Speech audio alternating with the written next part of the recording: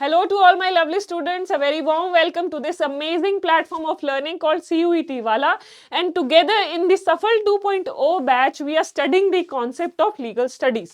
तो legal studies में last class में हमने start किया था आपका concept of property law, जिसमें हमने जाना था कि movable property क्या होती है, इमूवेबल प्रॉपर्टी क्या होती है, इनका ट्रांसफर कौन से एक्ट से गवर्न होता है, जिसमें हमने ये जाना था कि जितनी भी हमारी इमूवेबल प्रॉपर्टी है उसके ट्रांसफर के लिए हम कौन से एक्ट में जाते हैं, उसके लिए हम ट्रांसफर ऑफ प्रॉपर्टी एक्ट को फॉलो करते हैं।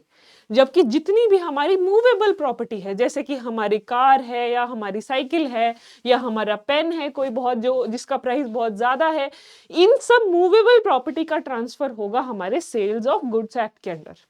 इसके अलावा let us have a quick recap of the previous lecture, जिसमें हमने सबसे पहली चीज क्या डिस्कस की थी, मूवेबल एंड इमूवेबल प्रॉपर्टी। इसको हमने डिटेल में डिस्कस किया था कि कौन कौन सी प्रॉपर्टीज वो हैं जिनको हम इमूवेबल कहेंगे और कौन सी प्रॉपर्टीज वो हैं जिन्हें हम मूवेबल कहेंगे, जिसमें हमने सेक्शन 3 ऑफ टीपीए पढ़ा था,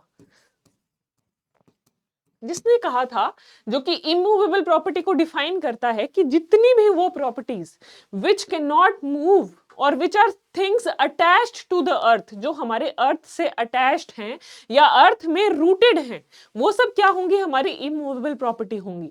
और इसी की कॉन्टिन्यूएशन में ये भी बताया गया था, तीन चीजें बताई गई थी, that is your growing crops, standing timber and grass. ये जो तीन कैटेगरी हैं, ये तीनों जो आपके ऑब्जेक्ट्स हैं या थिंग्स हैं, they fall under the category of your movable property. ठीक है, इस तरीके से। और फिर हमने एक बहुत ही इंपॉर्टेंट केस लॉ भी पढ़ा था, that was your Shantabai versus state of Maharashtra, जिसमें हमने जाना था कि मूवेबल और इमूवेबल प्रॉपर्टी में डिफरेंस क्या होता है, और specifically with reference to your trees, कि जब भी हम किसी ट्री को for the purpose of using it as a timber, यानी कि उसकी लकड़ी का कल को हम कोई कमर्शियल यूज करें उसके लिए लगाते हैं, तो हम उसे मूवेबल प्रॉपर्टी कहते हैं, क्योंकि इवेंचुअली आप उस पेड़ को काट लोगे और आप जिस भी इंडस्ट्रियल या कमर्शियल पर्पस के लिए उसको यूज करना चाहते हो उसके लिए उसे यूज करोगे, यानी कि it can be moved, it will be severed from the place where it was grown. उसके अलावा हमने ये भी कॉन्सेप्ट इसमें पढ़ा था that whenever, जब भी हम ट्रीज को फॉर देयर फ्रूट्स, जब हम उसके फ्रूट्स को यूज करने के लिए, खाने के लिए हम ट्रीज लगाते हैं, तब हम उसे एक इमूवेबल प्रॉपर्टी कंसिडर करेंगे। ये एक बहुत ही इंपॉर्टेंट पॉइंट है from your examination point of view, कि कब हम ट्रीज को मूवेबल प्रॉपर्टी मानते हैं और कौन सी सिचुएशन में हम इन ट्रीज को इमूवेबल प्रॉपर्टी कह देते हैं। तो इसमें दो इंपॉर्टेंट केस बताए थे मैंने आपको। First one was your Shantabai versus State of Maharashtra and the other case was Marshall versus Green. इसमें भी ये सेम पॉइंट ही बताया गया था, उसको रिपीट किया गया था। उसके बाद हमने पढ़ा था who can transfer. Who can transfer को हमने रिलेट किया था कैपेसिटी टू कॉन्ट्रैक्ट से, यानी कि जब हमने कॉन्ट्रैक्ट लॉ पढ़ा था तो मैंने उसमें आपको अच्छे से डिटेल में बताया था कि कौन कौन लोग कॉन्ट्रैक्ट में एंटर कर सकते हैं या किन के पास अथॉरिटी है कि वो कॉन्ट्रैक्ट और या एक वैलिड कॉन्ट्रैक्ट बना सके। उसकी हमने एक नेगेटिव डेफिनेशन देखी थी। नेगेटिव डेफिनेशन कैसे, हमने ये जाना था या हमने ये पढ़ा था कि कौन कौन लोग स्ट्रिक्टली प्रोहिबिटेड है या उनको परमिशन नहीं है कि वो कॉन्ट्रैक्ट में एंटर कर सके। वो तीन कैटेगरीज थी। पहला है person who is not major, यानी कि हु इज अ माइनर। जो भी कोई व्यक्ति माइनर है, ना तो वो कॉन्ट्रैक्ट बना सकता और ना ही वो प्रॉपर्टी ट्रांसफर कर सकता है। ठीक है। दूसरा है पर्सन ऑफ अनसाउंड माइंड, यानी कि कोई ऐसा व्यक्ति जिसको सही गलत की समझ नहीं है, जिसको ये नहीं पता है कि उसके एक्शन के क्या कॉन्सिक्वेंसेस होंगे। That person of unsound mind ना तो वो कॉन्ट्रैक्ट बना सकता है और ना ही वो अपनी कोई प्रॉपर्टी किसी को ट्रांसफर कर सकता है। और थर्ड कैटेगरी जो थी इसमें, that is your persons disqualified by law, यानी कि कुछ कैटेगरीज लॉ के द्वारा उन व्यक्तियों की बताई गई हैं जिनको स्ट्रिक्टली प्रोहिबिट किया गया है, जो कि ना तो कॉन्ट्रैक्ट बना सकते हैं एंड लाइकवाइज वो प्रॉपर्टी भी ट्रांसफर नहीं कर सकते, जैसे कि कन्विक्ट्स हो गए या हमारा कोई इंसॉल्वेंट पर्सन है, यानी कि कोई अगर बैंकरप्ट हो गया है। ठीक है, तो ये कुछ कैटेगरीज हैं उन लोगों की which are prohibited by law from entering into any sort of contract and also they cannot transfer any property. All right. उसके बाद अगली चीज हमने जो कवर की थी, that is how transfer is made. और इसको हमने मोड ऑफ ट्रांसफर के कॉन्सेप्ट से भी समझ सकते हैं कि किस तरीके से प्रॉपर्टी ट्रांसफर की जाएगी। इसमें हमने दो इसको बाइफरकेशन की थी, टेंजिबल एंड इनटेंजिबल प्रॉपर्टी। तो टेंजिबल प्रॉपर्टी क्या होती है? जिसे हम टच कर सकते हैं, जिसे हम देख सकते हैं और जिसे हम फील कर सकते हैं, वो होती है हमारी टेंजिबल प्रॉपर्टी। जैसे ये पेन है। इनटेंजिबल प्रॉपर्टी वो है जिसे हम ना देख सकते हैं, ना हम उसे टच कर सकते हैं और ना हम उसे फील कर सकते हैं। जैसे हमारे शेयर्स हैं, जैसे हमारे बॉन्ड्स हैं, वो हमारे क्या है? इनटेंजिबल प्रॉपर्टी है। तो अब इनका ट्रांसफर कैसे होगा? जितनी भी हमारी टेंजिबल प्रॉपर्टी है, अगर उसकी वैल्यू 100 रुपए से कम है तो उसकी ट्रांसफर आप सिर्फ डिलीवरी से कर सकते हो। यानी कि ये पेन है जो कि एक टेंजिबल प्रॉपर्टी है, इसकी कीमत अगर 100 रुपए से कम है तो इसका ट्रांसफर मैं सिर्फ डिलीवरी के थ्रू कर सकती हूं कि मैंने ये डिलीवर कर दिया, अब आज से ये चीज तुम्हारी हुई। बट अगर कोई भी ऐसी चीज जो टेंजिबल है, जिसकी वैल्यू 100 रुपए से ज्यादा है, उसकी ट्रांसफर डिलीवरी से नहीं होगी, उसके लिए आपको एक रजिस्टर्ड डॉक्यूमेंट बनाना पड़ेगा। ठीक है, कि जिसमें आप मेंशन करोगे कि आज से ये प्रॉपर्टी इस व्यक्ति को ट्रांसफर की जाती है और ये व्यक्ति आज से इस प्रॉपर्टी का ओनर होगा। ठीक है, ये हो गई टेंजिबल की बात। इनटेंजिबल की अगर हम बात करें, इनटेंजिबल प्रॉपर्टी, उसकी कोई भी वैल्यू है, irrespective of its value, irrespective of its price, वो हमेशा एक रजिस्टर्ड डॉक्यूमेंट के थ्रू ही ट्रांसफर होगा। चाहे वो हमारा लैंड है, चाहे वो हमारे शेयर्स हैं, चाहे वो हमारे स्टॉक्स हैं, वो सभी हमेशा किस तरीके से ट्रांसफर होंगे? By way of a registered document. ये हमने यहां पर अच्छे से समझा था। Lastly we discuss the concept of attestation, कि अटेस्टेशन क्या होता है। जैसे कि मैंने आपको लास्ट इस पॉइंट में बताया कि जब भी हम 100 रुपए से ज्यादा वैल्यू की टेंजिबल प्रॉपर्टी ट्रांसफर करते हैं या कोई भी इनटेंजिबल प्रॉपर्टी ट्रांसफर करते हैं, उसके लिए हमें एक रजिस्टर्ड डॉक्यूमेंट चाहिए होता है। उस रजिस्टर्ड डॉक्यूमेंट की अटेस्टेशन होती है। अटेस्टेशन क्या होती है? कि जो दो लोगों के बीच में ट्रांसफर हो रहा है, वो दोनों लोग उस डॉक्यूमेंट को साइन करेंगे। उसके अलावा दो इंडिपेंडेंट विटनेसेस जो वहां पर प्रेजेंट होंगे, वो उस डॉक्यूमेंट को भी साइन करेंगे। क्यों इसकी जरूरत है हमें? Why do we need attestation? ताकि कल को जिन दो लोगों के बीच में ट्रांसफर हुआ है, ए ने बी को कोई चीज ट्रांसफर कर दी है, तो दो लोग कल को उसके विटनेस बन जाएंगे कि हाँ जी, मेरे सामने ए ने बी को प्रॉपर्टी ट्रांसफर की थी। कल को बी ये नहीं कह सकता कि नहीं जी, मुझे तो कोई प्रॉपर्टी नहीं मिली। तो इसलिए हमें अटेस्टेशन कराना जरूरी होता है। Attestation is a very essential form और a very essential part of the registration process. Registration यानी कि जब भी प्रॉपर्टी ट्रांसफर होगी, आप उसका रजिस्ट्रेशन कराओगे, तो उसका अटेस्टेशन बहुत ही इंपॉर्टेंट है। ठीक है, अब इसके बाद हम ये देख लेते हैं कि आज की क्लास में हम क्या क्या टॉपिक कवर करेंगे। तो आज हम डिस्कस करेंगे doctrine of election, doctrine of lis pendens, discharge of contract. Okay, here there will be certain changes, just a second. Okay, तो यहां पर आपका सेल पढ़ेंगे, हम एक्सचेंज पढ़ेंगे। ये हमारे different types of transfers of property हैं। सेल, एक्सचेंज, गिफ्ट, ठीक है, लीज का कॉन्सेप्ट पढ़ेंगे। उसके बाद हम lastly we will talk about intellectual property, जिसका थोड़ा सा ब्रीफ डिस्क्रिप्शन मैंने आपको लास्ट क्लास में भी दे दिया था। आज हम इसके टाइप्स पढ़ेंगे कि कौन कौन सी टाइप्स हैं डिफरेंट इंटेलेक्चुअल प्रॉपर्टी की, और उनके थोड़े थोड़े से हम फीचर्स को भी समझेंगे। एंड लास्टली, जैसे हम हर क्लास में करते हैं, सारे कॉन्सेप्ट्स पढ़ने के बाद, समझने के बाद, हम कुछ क्वेश्चन सॉल्व करेंगे which will be very important from your examination point of view. ठीक है, with this let's proceed further. तो सबसे पहला है हमारा doctrine of election. So doctrine of election कहां डिस्कस किया गया है? It has been mentioned under section 35 of transfer of property act। ठीक है, तो डॉक्ट्रिन ऑफ इलेक्शन के लिए let me give you an example. Suppose this is a building, very cute building I must say, और इसके साथ एक adjacent garden है या पार्क है। ठीक है, और you can say this is the house, और इसके साथ एक एडजेसेंट गार्डन है या पार्क है। बट ये जो गार्डन है या पार्क है, ये it is adjacent to what, it is adjacent to a, suppose this is a river, और इस रिवर की वजह से क्या है, ये जो गार्डन है या पार्क है, जब भी इसमें रिवर में पानी ज्यादा हो जाता है तो गार्डन या पार्क में भी पानी भर जाता है, ठीक है। तो ये क्या है, एक सॉर्ट ऑफ लायबिलिटी है, या इसकी वजह से जो भी इस घर में व्यक्ति रहता है उसको बहुत ही इनकन्वीनियंस कॉज होती है। क्यों? क्योंकि बार बार इसको यहाँ पर ये गार्डन साफ करना पड़ेगा, पार्क में से पानी निकालना पड़ेगा ताकि वो घर को कंफर्टेबली यूज कर सके, ठीक है।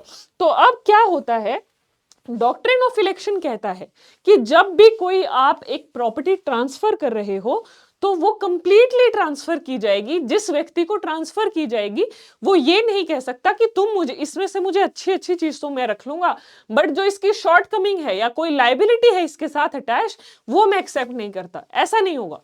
डॉक्ट्रिन ऑफ इलेक्शन कहता है कि whenever you are giving something to someone else, that other person has to accept it wholly, यानी उसको पूरा का पूरा जैसे आप उसको दे रहे हो as it is वो व्यक्ति उसको एक्सेप्ट करेगा। वो उसको ये नहीं कहेगा कि ठीक है ये मुझे तो तुम्हारा पार्क नहीं चाहिए क्योंकि यहाँ पे तो पानी भर जाता है। अब जो व्यक्ति प्रॉपर्टी सेल कर रहा है, ये सेलर की कन्वीनियंस है, सेलर की मर्जी है, वो तभी इस प्रॉपर्टी को ट्रांसफर करेगा जब हाउस और गार्डन दोनों साथ में सेल हो रहे होंगे। तो doctrine of election very simply it says कि जब भी आप कोई भी प्रॉपर्टी ट्रांसफर करते हो और उसके साथ कोई लायबिलिटी अटैच्ड है तो वो लायबिलिटी भी ट्रांसफर होगी, ठीक है। तो जो बायर है उसके पास पिक एंड चूज, यानी कि मैं अच्छा चूज कर लेता हूं, बुरी चीज छोड़ देता हूं, वो पावर या वो अथॉरिटी उसके पास नहीं होती है।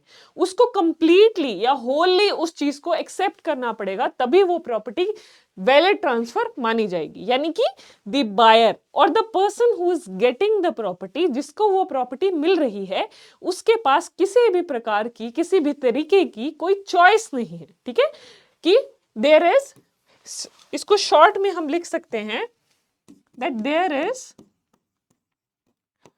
No power of pick and choose to the buyer, यानी कि जो भी व्यक्ति प्रॉपर्टी खरीद रहा है उसके पास पिक एंड चूज की पावर नहीं है कि वो सिर्फ जो अच्छी चीजें हैं वो चुन लेगा और जो बुरी है, कोई लाइबिलिटी है, उसको छोड़ देगा, ऐसा नहीं होगा। इसके साथ एक इंपॉर्टेंट केस लॉ है जो आपको याद रखना है, जो एग्जामिनेशन पॉइंट ऑफ व्यू से बहुत इंपॉर्टेंट है, क्योंकि जैसे कि हम कई बार डिस्कस कर चुके हैं, आपके पेपर में कैसे क्वेश्चन आते हैं, मैच द फॉलोइंग, केस का नाम दे देंगे एक तरफ, 3-4 केसेस के नाम, और एक तरफ कुछ टॉपिक्स के नाम दे देंगे। तो आपको जब तक ये नहीं पता होगा कि कौन से केस में क्या ले डाउन किया गया था, कौन से टॉपिक से है ये केस, आपको बहुत डिफिकल्टी होगी वो क्वेश्चन आंसर करने में। So to make it easy and convenient, जैसे जैसे मैं वो टॉपिक करवा रही हूं जिनसे रिलेटेड कोई केस लॉ है important, I will be writing down here in each and every topic और ईच एंड एवरी चैप्टर। उसके आपको भी अच्छे से शॉर्ट नोट्स बनाने हैं कि इस टॉपिक में, इस चैप्टर में ट्रांसफर ऑफ प्रॉपर्टी में डॉक्ट्रिन ऑफ इलेक्शन का ये केस लॉ है। और मैं आपको पहले भी कह चुकी हूं कि आप अपनी एक इंपॉर्टेंट आर्टिकल्स या इंपॉर्टेंट सेक्शंस एक पेज पे या कहीं एक अपनी कॉपी में लिख लीजिए। लाइकवाइज इंपॉर्टेंट केस लॉज का भी एक ऐसे ही पेज या कॉपी बना लीजिए जहां पे I think there will be hardly 20 to 25 cases, जो आपके पूरे लीगल स्टडीज के जितना भी सिलेबस है उसमें 20 से 25 ऐसे केसेस होंगे जो आपको याद रखने हैं, जिसमें से क्वेश्चन जरूर पूछे जाएंगे, ठीक है।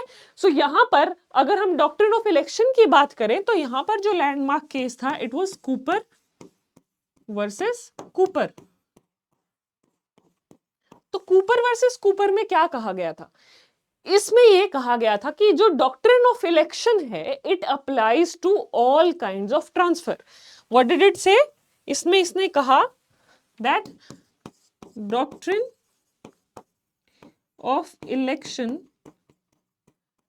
Applies to all kinds of transfers, कि जो हमारा डॉक्ट्रिन ऑफ इलेक्शन है वो हर तरीके के ट्रांसफर पे अप्लाई होता है। कौन कौन से तरीके के ट्रांसफर्स है, what are the different types of transfers, वो हम आज की क्लास में डिटेल में डिस्कस करने वाले हैं. You have nothing to worry about. आपको सिर्फ इससे ये समझना है कि डॉक्ट्रिन ऑफ इलेक्शन सभी तरीके के जो ट्रांसफर्स हैं उन पर अप्लाई होता है, और डॉक्ट्रिन ऑफ इलेक्शन का केस लॉ है कूपर वर्सेस कूपर. और डॉक्ट्रिन ऑफ इलेक्शन कौन से सेक्शन में दिया गया है? It is mentioned under section 35 of the transfer of property act.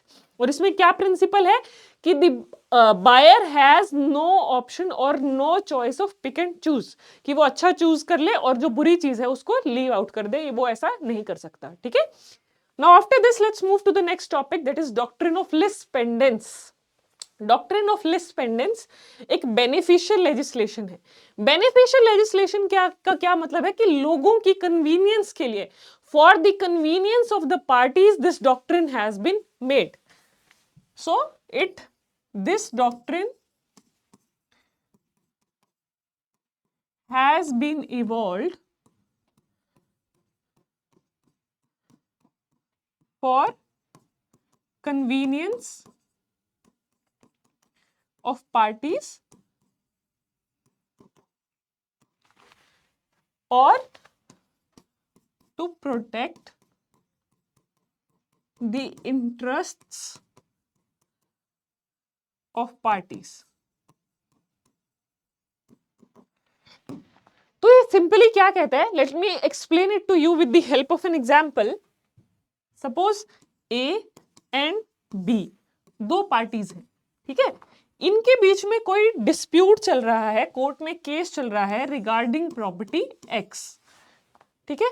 ए और बी के बीच में प्रॉपर्टी एक्स को लेके कोई केस चल रहा है, और केस में क्या डिसाइड होना है कि इस प्रॉपर्टी का एक्चुअल ओनर कौन है, कि यानी कि क्या ये प्रॉपर्टी ए की है या ये प्रॉपर्टी बी की है. While this case was pending in the court, और जब इस पर्टिकुलर केस की हियरिंग चल रही थी कोर्ट में, तो while pendency of case, ठीक है, यानी कि जब केस की हियरिंग चल रही थी उस दौरान ए ट्रांसफर्स दिस प्रॉपर्टी टू सी. ए ने ये प्रॉपर्टी एक्स जो है वो सी को ट्रांसफर कर दी. ठीक है. क्या चल रहा था? ए और बी में अभी तक डिसाइड नहीं हुआ है कि बी एक्स प्रॉपर्टी का ओनर ए है या बी है. और जब ये कोर्ट में प्रोसीडिंग चल रही थी, ए को लग रहा था मैं तो केस जीत ही जाऊंगा, I will be the owner of the property, तो मैं अभी ये प्रॉपर्टी सी को सेल कर देता हूं क्योंकि अभी तो मुझे इस प्रॉपर्टी के बहुत अच्छा दाम मिल रहा है. तो क्या जो ये ट्रांसफर है ये वैलिड ट्रांसफर है? क्या वो ए जो है ऐसे प्रॉपर्टी को ट्रांसफर कर सकता है? नहीं कर सकता. यहां पर doctrine of lis pendens apply होता है कि जब भी किसी प्रॉपर्टी को लेकर कोई डिस्प्यूट है और उस डिस्प्यूट की हियरिंग कोर्ट में चल रही है और अभी तक कोर्ट ने कोई डिसीजन नहीं दिया है कि ओनर कौन है, ए ओनर है या बी ओनर है, तो जब तक कोर्ट का वर्डिक्ट नहीं आ जाता, जब तक कोर्ट का डिसीजन नहीं आ जाता, ये जो कोई भी पार्टी है, चाहे वो ए है चाहे वो बी है, इस प्रॉपर्टी को फर्दर ट्रांसफर नहीं कर सकते. इस तरीके से हम कह सकते हैं it protects the interest of the party, यानी कि ए और बी दोनों के इंटरेस्ट को प्रोटेक्ट करने के लिए प्रिंसिपल बनाया गया है. और इसका रिफ्लेक्शन या इसका मतलब क्या होगा? That this transfer will be invalid. This transfer will be invalid, or it will have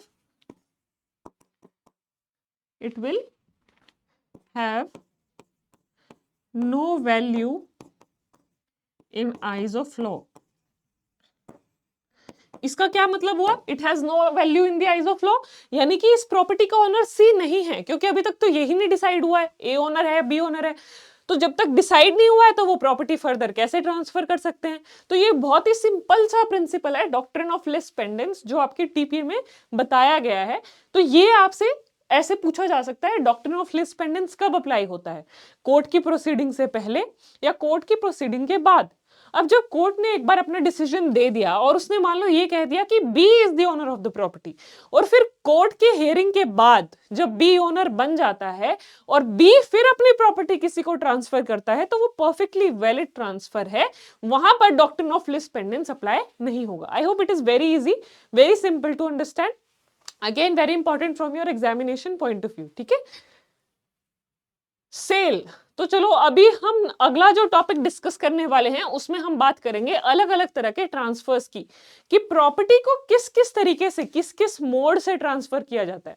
जैसे ये वर्ड सेल है, ये तो बहुत से बच्चों ने सुना ही होगा, sale of flat, sale of your immovable property. Sale का क्या मतलब होता है? बेसिकली जब कोई एक व्यक्ति अपनी प्रॉपर्टी को दूसरे व्यक्ति को ट्रांसफर कर देता है, यानी कि इसमें चेंज क्या होती है? ओनरशिप।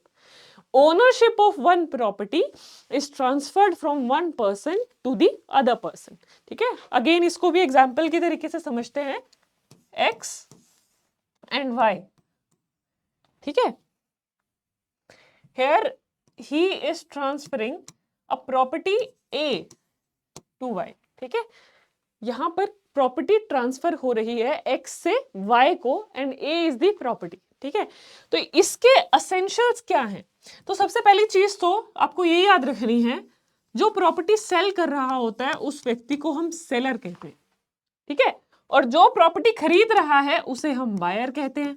ये तो बहुत इजी टर्मिनोलॉजीज हैं, आप लोगों ने सुनी भी होंगी, कि जो भी कोई व्यक्ति चीज सेल कर रहा है वो सेलर है, जो खरीद रहा है वो बाय कर रहा है तो वो बायर है। और क्या कैरेक्टरिस्टिक्स है सेल की? That there is absolute transfer of ownership.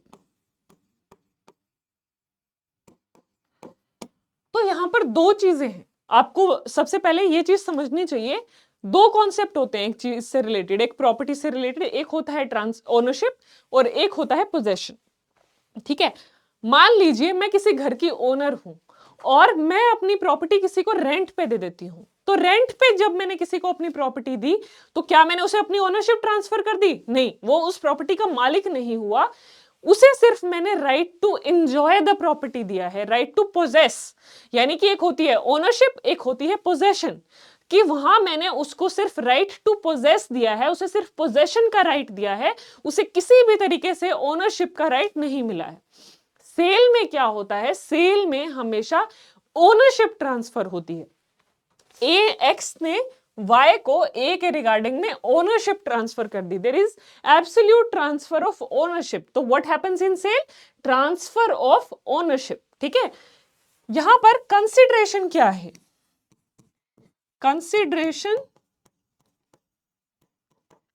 In cell क्या है? सेल में कंसिडरेशन इट इज मनी, जिसे हम प्राइस भी कह देते हैं या सेल प्राइस भी बोलते हैं। ठीक है, तो X will be giving property to Y and in return Y will be giving what?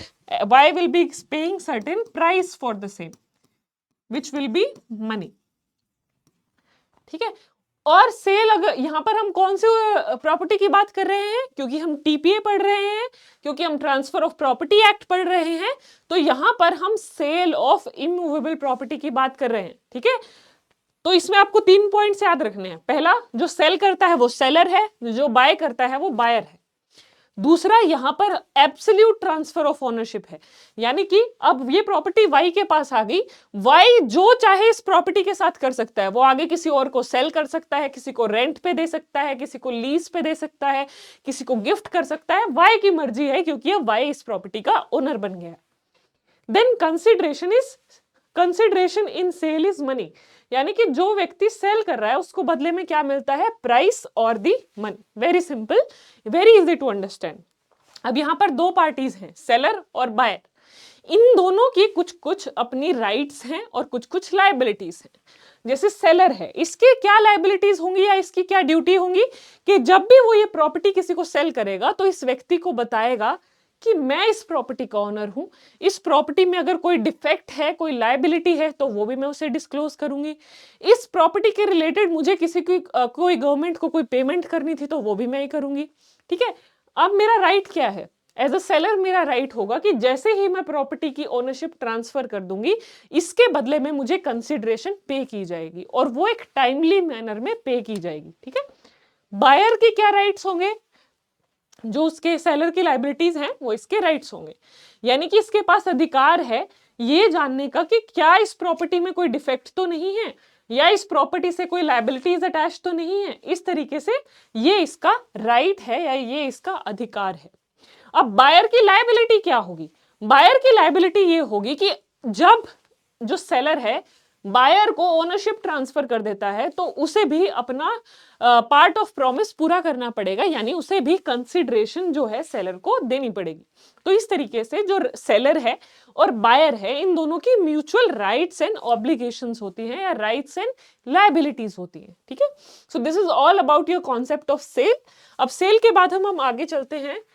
Let's talk about the concept of lease. Lease क्या है, लीज में भी अगेन ये भी एक तरीके का ट्रांसफर है। ठीक है, ए ने बी को प्रॉपर्टी ट्रांसफर की एक्स, तो अब यहां पर सबसे पहले टर्मिनोलॉजी सेलर बायर नहीं होगी। जो व्यक्ति लीज पे दे रहा है अपनी प्रॉपर्टी को उसको हम लेसर कहते हैं, LESSOR। जिसको ट्रांसफर की जाती है वो होता है लेसी। ठीक है, लेसर एंड लेसी।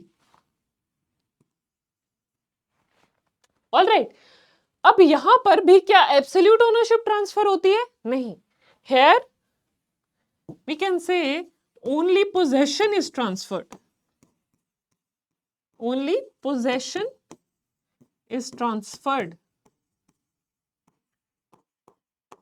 जैसे अभी तक हम टेनेंसी की बात कर रहे थे कि मैं अगर मेरा घर किसी को किराए पे दे देती हूं कि तुम चलो ठीक है मेरा घर पे किराए पे रह सकते हो, बदले में तुम मुझे इतने पैसे दोगे, तो वहां पर क्या है, I am not transferring the ownership. मैं ओनरशिप ट्रांसफर नहीं कर रही हूं, मैं सिर्फ पोजेशन ट्रांसफर कर रही हूं कि कुछ समय के लिए तुम मेरी प्रॉपर्टी को यूज कर सकते हो, you can enjoy the rights of my property but I will be the absolute owner of the property. तो सेल और लीज में क्या फर्क हुआ, सेल में ओनरशिप ट्रांसफर होती है, लीज में सिर्फ आपका पोजेशन ट्रांसफर होता है। ठीक है, so that's the difference between the two, ये मेन डिफरेंस है दोनों के बीच में।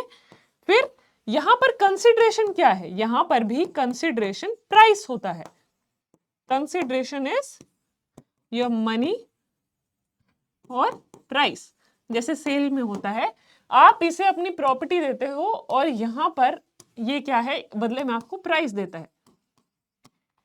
So that's the concept of lease. ठीक है, लीज में हम ये भी कह सकते हैं ट्रांसफर किस चीज का होता है, लिमिटेड ओनरशिप का, लिमिटेड ओनरशिप या पोजेशन। एब्सोल्यूट ओनरशिप का ट्रांसफर लीज में बिल्कुल भी नहीं होता है और ये ही डिफरेंशिएटिंग पॉइंट है between your concept of sale and your concept of lease. बाकी सब चीजें सेम है, कंसिडरेशन सेम है, but the only difference will be with respect to the ownership and possession. अब जैसे हमने सेलर और बायर की कुछ ड्यूटीज पढ़ी थी, लाइकवाइज यहां पर भी जो लेसर है और जो लेसी है उनकी भी आपस में कुछ म्यूचुअल राइट्स होंगे और कुछ म्यूचुअल ऑब्लिगेशंस होंगी। ठीक है, so that's the same. I hope everyone has understood lease till here. Lease में किसी को कोई भी डाउट है, कोई कंफ्यूजन है या अभी तक जो भी चीजें हमने पढ़ी हैं कोई भी डाउट है तो you can ask me in the comment section. Alright, now after this let's proceed further. Let's talk about the concept of exchange. Exchange तो शब्द सुनते ही आई गेस आप सबको आइडिया हो रहा होगा कि एक्सचेंज में होता क्या है। एक्सचेंज में बेसिकली क्या होता है, अब मैंने मेरा पेन मेरे फ्रेंड को दे दिया, बदले में कहा मुझे तो तुम्हारा पेन बहुत अच्छा लग रहा है, can I borrow your pen. या मेरे पास कोई मेरी ड्रेस है, मैं वो एक्सचेंज कर लेती हूँ अपनी फ्रेंड के साथ कि मुझे तो तुम्हारी ड्रेस बहुत सुंदर लग रही है, क्या मैं तुम्हारी ड्रेस ले लूं और तुम मेरी ड्रेस रख लो। वैसे ही एक्सचेंज टीपीए में क्या होगा, ट्रांसफर ऑफ प्रॉपर्टी एक्ट में क्या होगा एक्सचेंज, जब मैं अपनी प्रॉपर्टी किसी दूसरे व्यक्ति को दे देती हूं और बदले में वो व्यक्ति मुझे क्या देता है, वो भी बदले में मुझे प्रॉपर्टी ट्रांसफर करता है। तो दैट्स द मेन डिफरेंस। तो यहां पे भी इसको हम लिख लेते हैं, ए की प्रॉपर्टी है एक्स, ठीक है, बी की प्रॉपर्टी है वाई, मतलब वाई प्रॉपर्टी का ओनर कौन है, बी।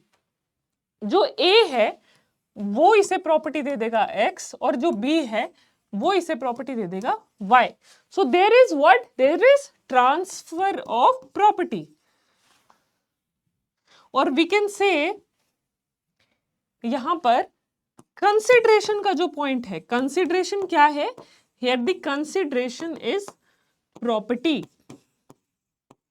अभी तक जो हमने दो इंपॉर्टेंट टाइप्स ऑफ ट्रांसफर्स पढ़े, सेल और एक्सचेंज, सेल और लीज. सेल और लीज में दोनों में कंसिडरेशन क्या था, कंसिडरेशन वाज मनी और प्राइस.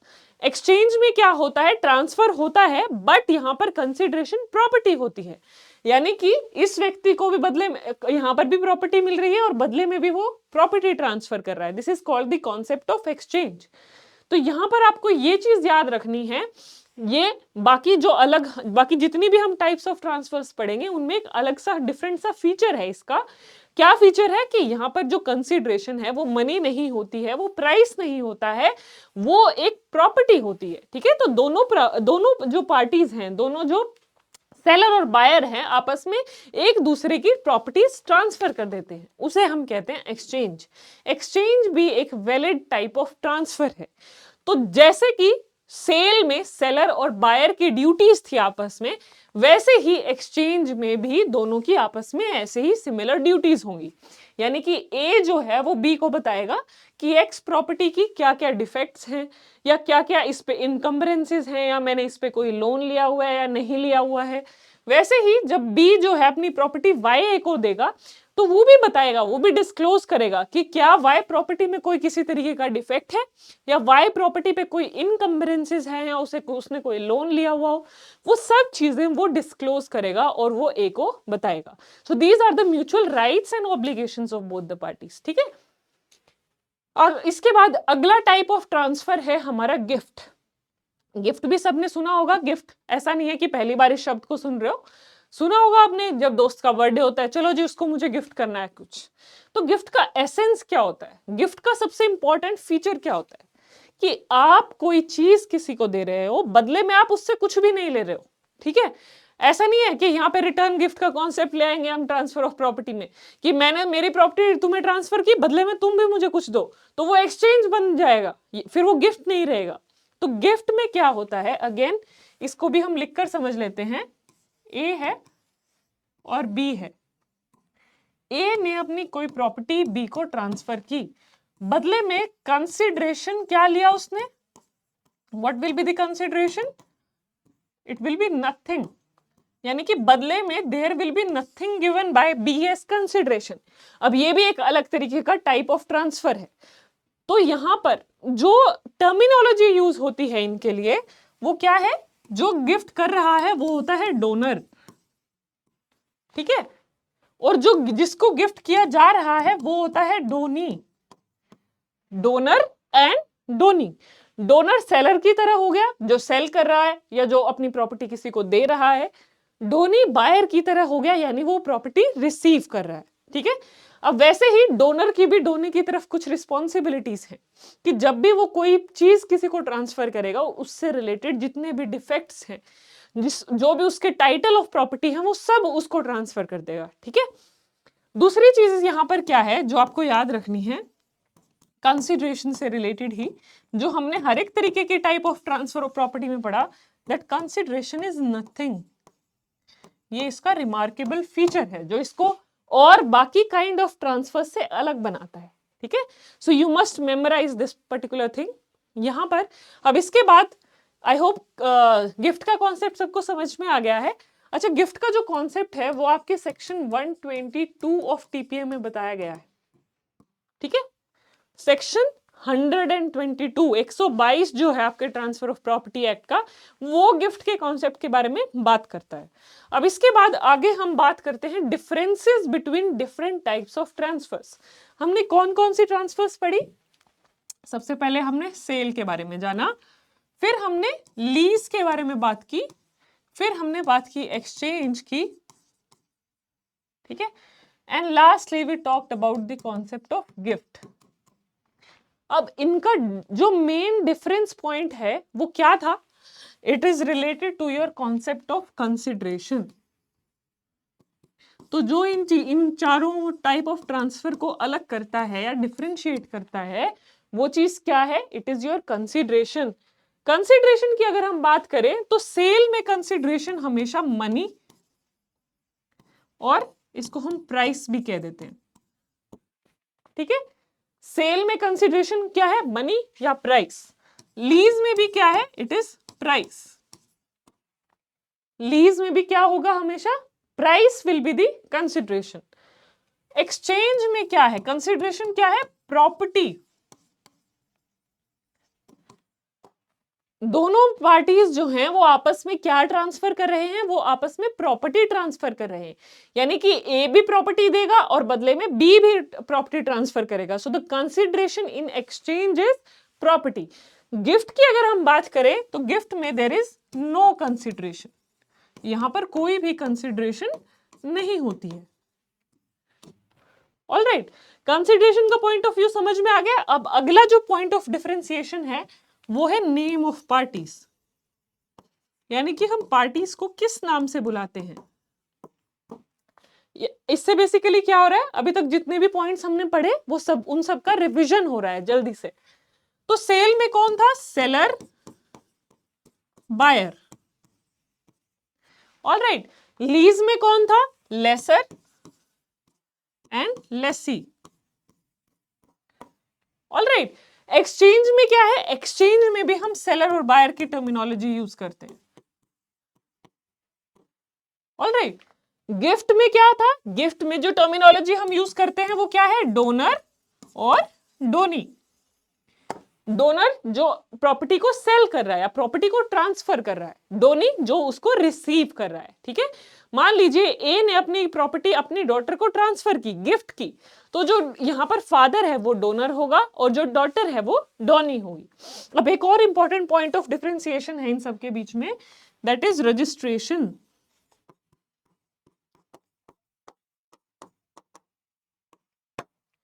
तो रजिस्ट्रेशन यहां पर भी मैंडेटरी है, यहां पर भी मैंडेटरी है, यहां पर भी मैंडेटरी है और यहां पर भी मैंडेटरी।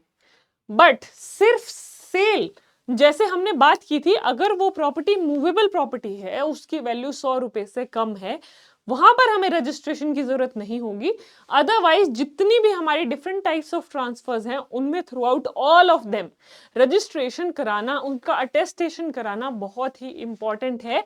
तभी हम कहेंगे कि एक वैलिड ट्रांसफर हुई है, या एक राइट, एक प्रॉपर्टी के राइट्स क्रिएट हुए हैं और दूसरी पार्टी के एक्सटिंग्विश हुए हैं। तभी हम कहेंगे कि ओनरशिप ट्रांसफर हुई है या पोजेशन ट्रांसफर हुई है। तो जो रजिस्ट्रेशन है वो बहुत ही अहम है, बहुत ही इंपॉर्टेंट है एक ट्रांसफर को वैलिड ट्रांसफर बनाने के लिए, ठीक है। So I hope everyone has understood this much. अब इसके बाद हम बात करते हैं इंटेलेक्चुअल प्रॉपर्टी के बारे में। इंटेलेक्चुअल प्रॉपर्टी क्या है? क्या दिमाग में आता है इंटेलेक्चुअल प्रॉपर्टी सुनते हुए? इंटेलेक्ट जो ये वर्ड है यहां पर, इंटेलेक्ट जो है हम उस चीज के लिए यूज करते हैं, इस टर्मिनोलॉजी को हम यूज करते हैं when something is related to our mind और something is creation of our mind. यानी कि हमारे दिमाग से हमने हमारी इंटेलेक्चुअल कैपेबिलिटीज को अप्लाई करके अगर कोई चीज क्रिएट की है, यानी कि सिर्फ फिजिकल वर्क से नहीं, दिमाग लगाया उस चीज पे हमने, उसको हम कहते हैं इंटेलेक्चुअल प्रॉपर्टी। तो इंटेलेक्चुअल क्या हुआ?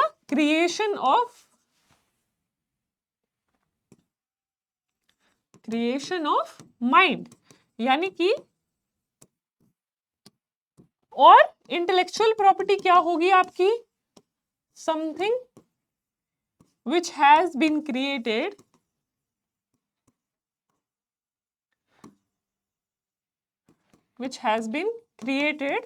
By application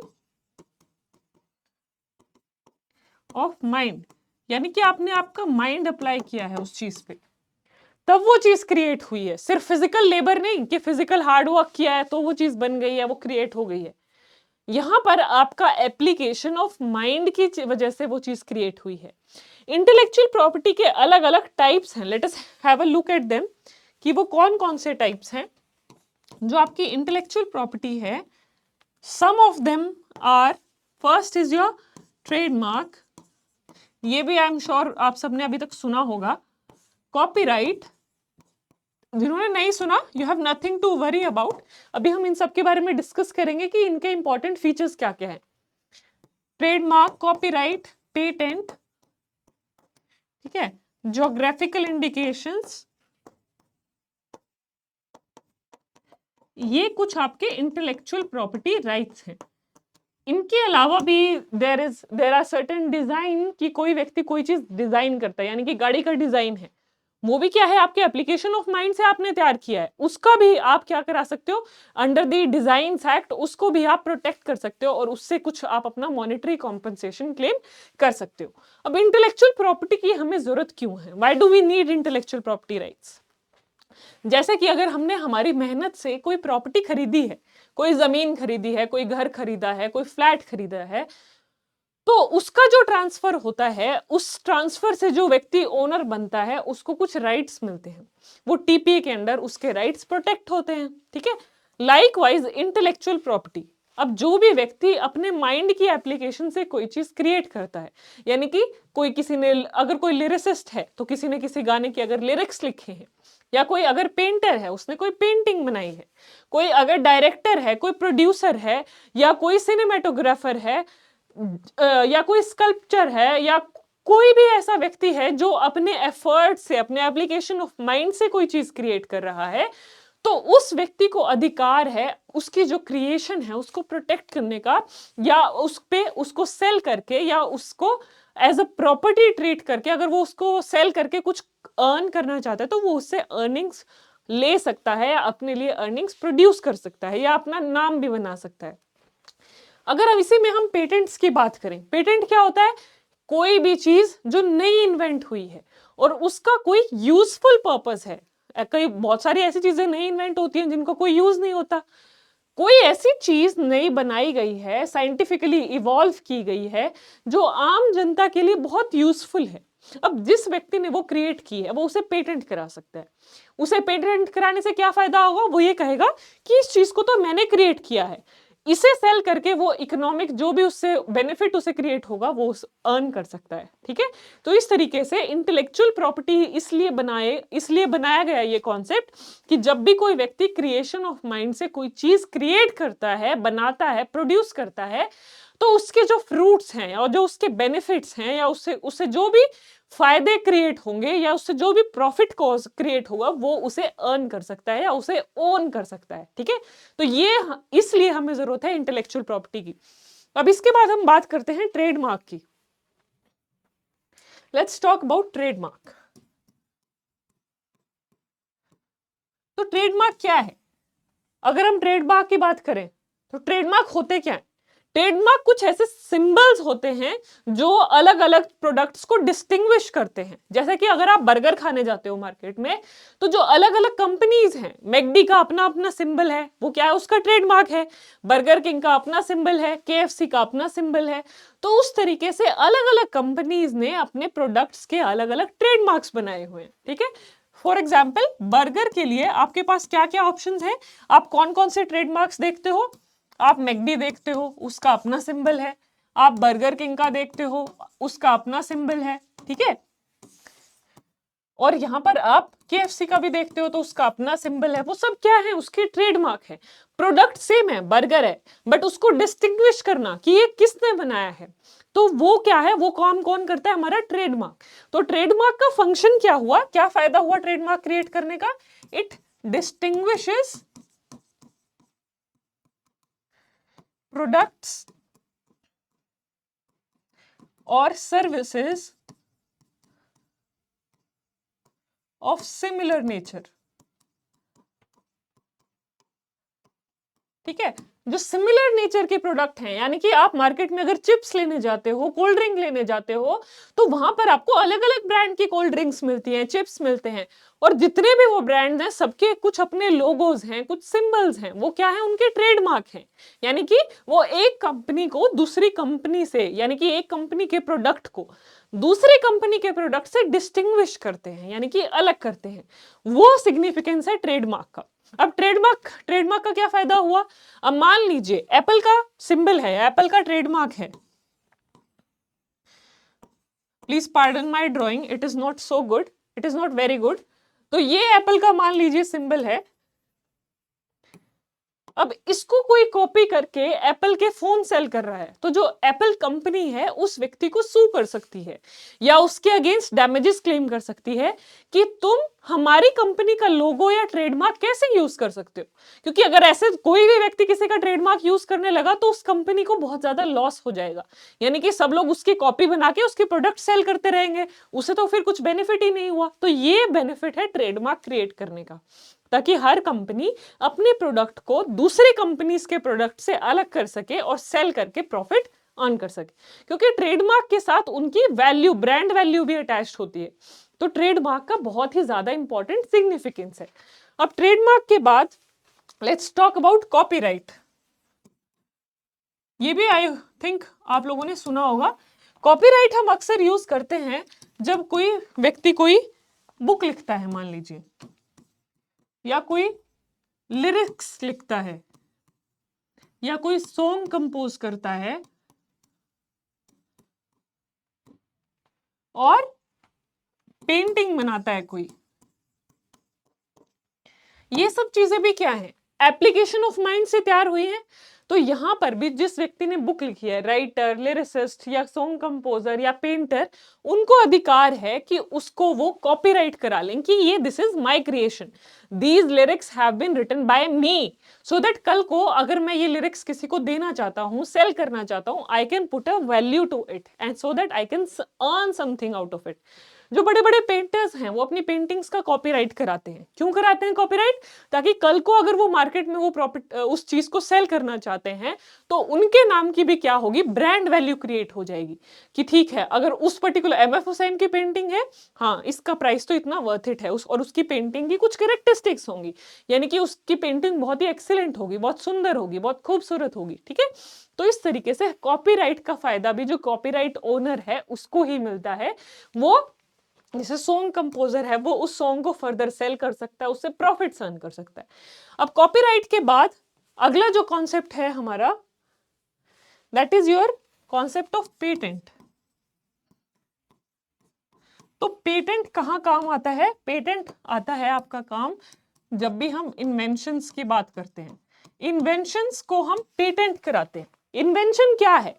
something new has been introduced, कुछ चीज नई बनाई गई है, कुछ प्रोसेस नया बनाया गया है, कुछ प्रोडक्ट नया बनाया गया है, which is beneficial in its use, यानी कि वो कोई किसी चीज को या तो कोई काम को आसान करता है या किसी व्यक्ति को कोई फायदा पहुंचाता है। जैसे कि वैक्सीन है हमारी, अगर कोविड के टाइम की अगर हम बात करें तो अलग अलग कंपनीज ने वैक्सीन को इन्वेंट किया था। वो क्या था, फिर वो कंपनी उन वैक्सीन को क्या करा लेती है, पेटेंट, कि ये जो वैक्सीन बनी है वो हमारी कंपनी ने बनाई है, वी आर दी ओनर। सो ये इसके पेटेंट होल्डर कौन है, हम। अब इस पेटेंट नेम के अंडर वो उन वैक्सीन को सेल करके वर्ल्ड वाइड प्रॉफिट अर्न कर सकते हैं। तो जैसे कि हमने पढ़ा, ट्रेडमार्क कंपनीज का होते हैं लोगो, सिंबल्स, वो उनकी ब्रांड वैल्यू क्रिएट करते हैं। कॉपीराइट क्रिएशन ऑफ माइंड, कुछ लिरिक्स कंपोज, सॉन्ग कंपोज किया है, पेंटिंग बनाई है, वहां पर भी वो उनकी ब्रांड वैल्यू क्रिएट करते हैं। सिमिलरली पेटेंट्स जो हैं, जिस व्यक्ति ने वो इन्वेंशन बनाई है उसके लिए वो ब्रांड वैल्यू क्रिएट करते हैं और उसको प्रॉफिट्स अर्न करने में मदद करते हैं। ठीक है, lastly let's talk about geographical indication.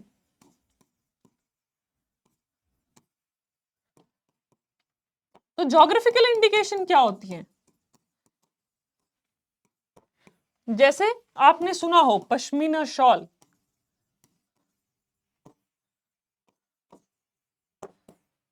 ठीक है, ये इसका एग्जाम्पल है।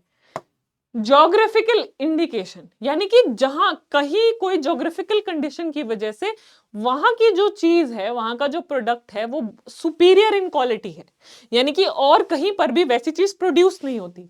जैसे पश्मीना का शॉल है, वो कश्मीर में प्रोड्यूस होता है, मैन्युफैक्चर होता है, वो वहां की खासियत है, वो वहां की ज्योग्राफिकल इंडिकेशन है। ज्योग्राफिकल इंडिकेशन का क्या मतलब कि जितने भी कश्मीर में शॉल होंगे उन सबको ज्योग्राफिकल इंडिकेशन मिल गया है, और उससे क्या होता है, जो उनके प्रोडक्ट्स हैं उनकी वैल्यू बहुत ज्यादा इंक्रीज हो जाती है कि ये प्रोडक्ट्स ऑथेंटिक हैं और यहाँ की जो चीज होगी उसकी क्वालिटी बहुत ही सुपीरियर लेवल की होगी, जिससे क्या है, जो भी लोग वहां पर वो चीज सेल कर रहे हैं उनको भी फिर क्या होगा, प्रॉफिट्स होंगे। या उनको बहुत ज्यादा बेनिफिट होगा ज्योग्राफिकल इंडिकेशन मिलने का। अब कहीं पे कोई शॉल फेमस है, कहीं के आम फेमस है, कहीं का जूता फेमस है, कहीं की लकड़ी फेमस है, तो इस तरीके से अलग अलग जगह पर वो लोग, गवर्नमेंट जो है, सरकार है या कोई प्राइवेट इंडिविजुअल है, ज्योग्राफिकल इंडिकेशन उस चीज का अर्न कर सकता है, जिससे उसको फिर क्या होगा, प्रॉफिट्स होंगे। ठीक है, अब इसके बाद आगे चलते हैं। ओके, तो इसके बाद हम क्वेश्चंस पे आ गए। तो अभी तक हमने जो टॉपिक्स डिस्कस किए उससे हमारा प्रॉपर्टी लॉ खत्म हो गया है। प्रॉपर्टी लॉ में आज हमने क्या क्या डिस्कस किया, हमने अलग अलग तरह के ट्रांसफर्स डिस्कस किए, sale, exchange, gift and lease. जो इनकी इंपॉर्टेंट कैरेक्टरिस्टिक्स हैं, इनके डिफरेंसेस हैं, उनको हमने अच्छे से समझा। वो एग्जामिनेशन पॉइंट ऑफ व्यू से बहुत इंपॉर्टेंट है, उनको अच्छे से दोबारा एक बार पढ़ लेना, उसके बेसिस पे हम कुछ क्वेश्चंस भी सॉल्व करेंगे। बट स्टिल एक बार ये वीडियो देखने के बाद अपनी बुक से जरूर पढ़ लेना, ताकि आपको और अच्छे से क्लैरिटी हो जाएगी कि क्या कॉन्सेप्ट में क्या क्या चीजें और मेंशन है, या उससे किस तरह के क्वेश्चंस फ्रेम हो सकते हैं। या कहीं पे अगर हमने कोई अगर सेक्शन यहाँ पर आज मेंशन नहीं हुआ है तो आप वो बुक से भी पढ़ सकते हो, या कोई केस लॉ है जो यहाँ पर मिस हो गया है तो वो भी आप बुक से पढ़ सकते हो। ठीक है, उसके अलावा टाइप्स ऑफ ट्रांसफर्स के अलावा हमने क्या बात की थी, we talked about two important doctrines, doctrine of election and doctrine of list pendants। और doctrine of election में हमने उसका केस लॉ भी पढ़ा था, कूपर वर्सेस कूपर, वो एग्जामिनेशन पॉइंट ऑफ व्यू से बहुत इंपॉर्टेंट है, उसको भूलना मत। और हमने क्या चीज डिस्कस की, इंटेलेक्चुअल प्रॉपर्टी। इंटेलेक्चुअल प्रॉपर्टी है क्या, क्यों इंटेलेक्चुअल प्रॉपर्टी राइट्स बनाए जाते हैं, कौन कौन सी इंटेलेक्चुअल प्रॉपर्टीज हमारे पास हैं, उसमें से 4 हमने डिस्कस की। ऐसा नहीं है कि सिर्फ यही 4 इंटेलेक्चुअल प्रॉपर्टीज हैं, इसके अलावा भी बहुत हैं, but from your examination point of view ये चारों बहुत इंपॉर्टेंट है। और वो चारों कौन कौन सी थी, इंटेलेक्चुअल प्रॉपर्टी में हमने पढ़ा trademark, copyright, patent and geographical indications. अब जो भी चीजें आज की क्लास में हमने कवर की उसके बेसिस पे हम कुछ क्वेश्चन सॉल्व करेंगे, which will be very important from your examination point of view, and with that we will wind up the concept of property law, and in the upcoming class maybe what we will do कि जितने भी हमारे contract law और property law के important questions हैं from examination point of view वो हम solve करेंगे इन द नेक्स्ट क्लास। ठीक है, and with that after that we will start with a new topic, and most probably it will be your concept of criminal law. So first is what is the consideration in case of sale. Sale के case में consideration क्या होती है, is it money, is it another property, और is it no consideration और none of the above. Very simple, sale हमने सबसे पहला टाइप ऑफ ट्रांसफर पढ़ा था, उसमें कंसिडरेशन क्या थी, मनी और your price. So A will be the right answer for this particular question. Sale में कंसिडरेशन क्या होता है, मनी। लीज में क्या होता है, मनी ही होता है, प्राइस ही होता है। एक्सचेंज में क्या होता है, प्रॉपर्टी होता है। गिफ्ट में क्या होता है, देयर इज नो कंसिडरेशन। तो इस तरीके से जब आप कोई एक क्वेश्चन सॉल्व करते हो तो उससे रिलेटेड जो भी कॉन्सेप्ट्स हैं उनको भी जल्दी से दिमाग में रिवाइज कर लिया करो। ठीक है, अब इसके बाद next we have which of the following is true. इनमें से कौन सी स्टेटमेंट ट्रू है about your concept of lease, यानी कि लीज से रिलेटेड कौन सी स्टेटमेंट इनमें से ट्रू है। There is complete transfer of ownership, no. Complete transfer of ownership कहां होता है, लीज एक तो एक्सचेंज में होता है और एक सेल में होता है। तो कंप्लीट ओनरशिप ट्रांसफर कहां होती है, सेल और एक्सचेंज। ये भी एक अलग पॉइंट ऑफ डिफरेंस है, ये याद रखना। सेल, एक्सचेंज और गिफ्ट, इन तीनों में क्या है आपकी, सॉरी, इन तीनों में आपकी ओनरशिप ट्रांसफर होती है। ठीक है, ये आपको याद रखना है, very important from examination point of view. Lease में there is transfer of possession only, this is true. There is no consideration involve, this is not right. Lease में कंसिडरेशन होती है, which is what, which is your price. D कहता है none of the above, ये भी correct नहीं है। So B will be the right answer for this particular question. इसका क्या मतलब हुआ, लीज में ट्रांसफर ऑफ क्या होता है, लीज में there is just transfer of possession. तो लीज कैसे अलग है बाकी सभी से, लीज में सिर्फ पोजेशन ट्रांसफर होता है और बाकी के जो 3 ट्रांसफर हैं उनमें ओनरशिप ट्रांसफर होती है। ठीक है, let's move to the next question. In which kind of transfer registration is mandatory. इसमें से कौन से काइंड ऑफ ट्रांसफर में रजिस्ट्रेशन कराना मैंडेटरी है, gift, sale, lease, all of the above. ये मैंने आपको बताया था, all kinds of transfers have to be registered. So D will be the right answer for this particular question.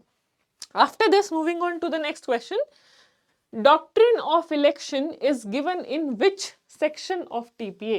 ये भी मैच द फॉलोइंग में पूछ लेते हैं कि टीपीए का कौन सा सेक्शन डॉक्ट्रिन ऑफ इलेक्शन के बारे में बात करता है।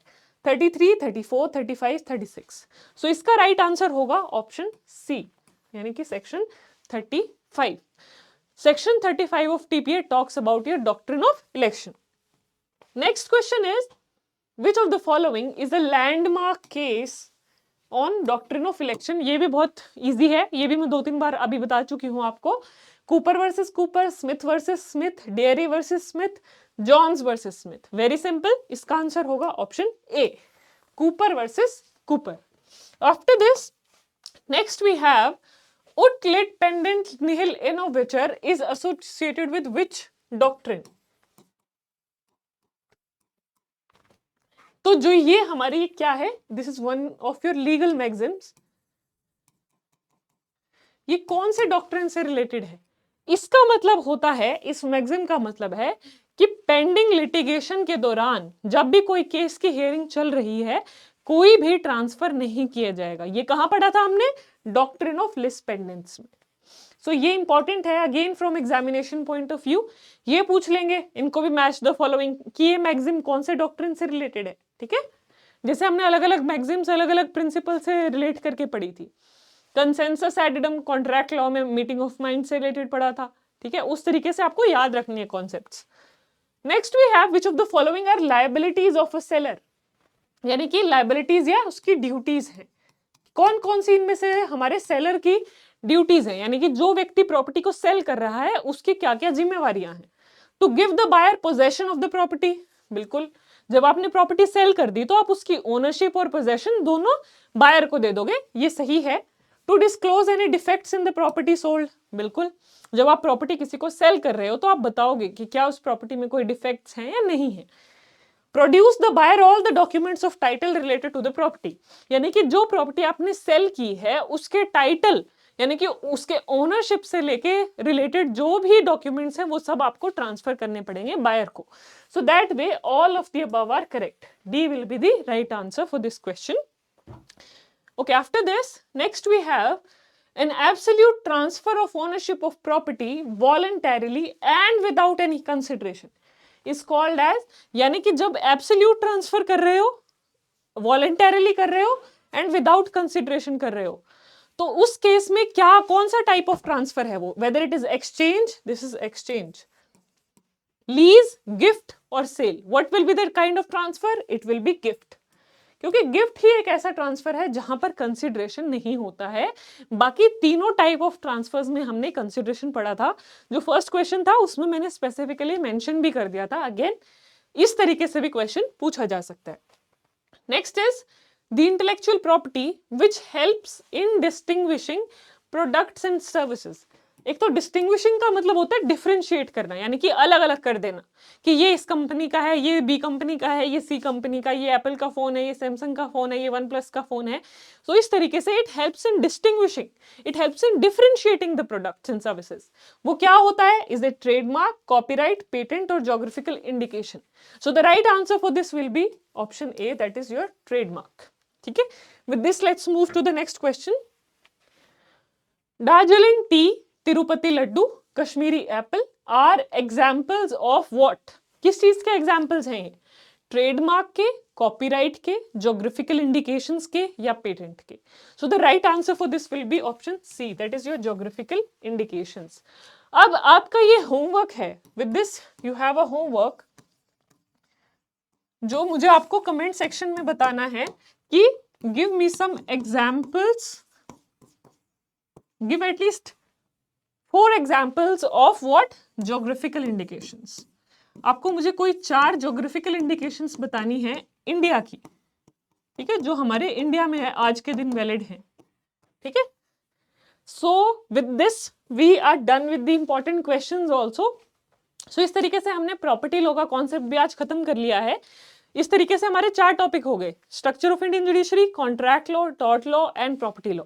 Next we will be starting with hopefully criminal law. Criminal law में हम उसके स्पेसिफिक्स पढ़ेंगे सबसे पहले कि क्या क्या एसेंशियल एलिमेंट्स हैं एक क्राइम को कॉन्स्टिट्यूट करने के।